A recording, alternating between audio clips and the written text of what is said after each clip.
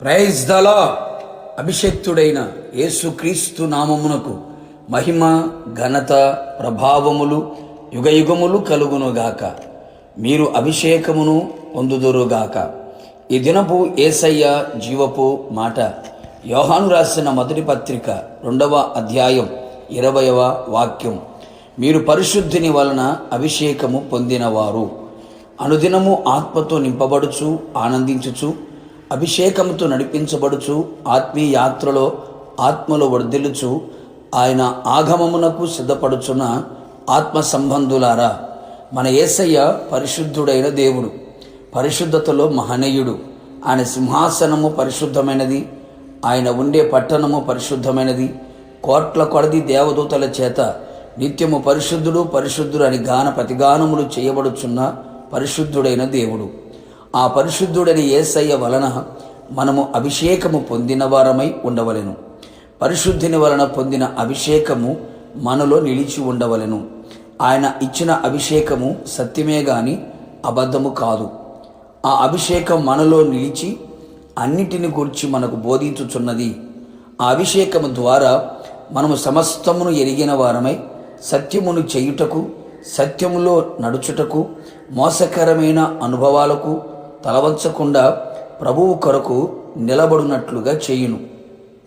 అనేకులు ఈ అభిషేకము లేనివారై, సమస్తమును ఎరగని వారై సాతాను కుయుక్తులలో మోసములలో పడి అనేకులు మోసకరమైన బోధతో నింపుచు ఈ అభిషేకము లేని వారిగా కనబడుచు ఉన్నారు. ఈ అభిషేకము మనము పొందుకొని మనం ఉదయంలో నిలిచి ఉండినప్పుడు మనము ఆయనలో నిలిచిన వారమగుదము, బహుగా ఫలించదము, ఆయనకు శిష్యులుగా మారెదము. పరిశుద్ధిని వలన పొందిన అభిషేకము వలన క్రీస్తునందు స్థిరముగా నిలిచి ఉన్నట్లుగా చేయును. అవును ప్రియులారా, ఆ అభిషేకము మన హృదయమును, మన మనస్సును, మన అడుగులను స్థిరముగాను ఆయన కృపలో, విశ్వాసములో, పరిశుద్ధతలో, నీతిలో, యథార్థతలో అంతం వరకు స్థిరముగా నిలుపును. పరిశుద్ధిని వలన పొందిన అభిషేకము చేత అధిక బలమును మనం పొందేదము.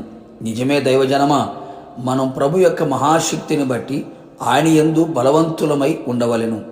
అధిక బలము చేత శత్రు బలమును బలహీనము చేసి వాని కార్యములను, కుయుక్తులను, తంత్రములను లయపరచుటకును జయించుటకును అట్టి అధిక బలమును అభిషేకము ద్వారా పొందెదము. మన పితరులు అట్టి అభిషేకము పొందిన వారై అధిక బలవంతులై సింహమును, ఎలుగుమంటిని, గొల్యాతును, శత్రువు కార్యములన్నిటినీ జయించిరి. అవును ప్రియులారా, ఈ కడవరి దినములలో, అపాయకరమైన దుర్దినములలో ఆత్మీయులు సహితము పడిపోవచ్చు, పడగొట్టబడుచు పతనం వైపు ప్రయాణము చేయుచున్న ఈ దినములలో అభిషేకము ఎంతైనా అవసరమై ఉన్నది. ప్రభు సన్నిధిలో బాగుగా ప్రార్థించి, ఉపవసించి, కన్నీళ్లు విడిచి ప్రభు పాదాల చెంత చేరి పరిశుద్ధపరుచుకొని ఆయన పాద పద్మములపై నిలిచి అభిషేకముతో నింపబడేదము.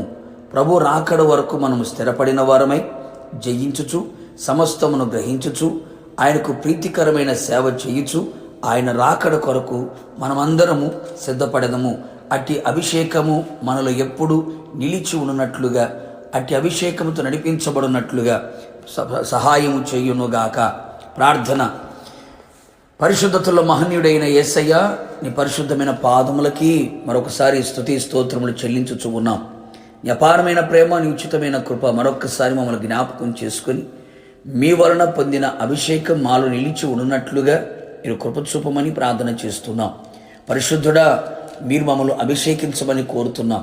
అట్టి అభిషేకం చేత మేము మీలో స్థిరముగా నిలిచి ఉన్నట్లుగా, సమస్తాన్ని గ్రహించిన వారమై మీ కొరకు సాక్షిగా బ్రతుకున్నట్లుగా, అధిక బలము చేత జయ జీవితమును పొందుకొని మీ ఆగమమునకు సిద్ధపడినట్లుగా కృపదయ చేయమని యేసు నామములో అడిగి పొందుకొని ఉన్నాము తండ్రి, ఆమేన్.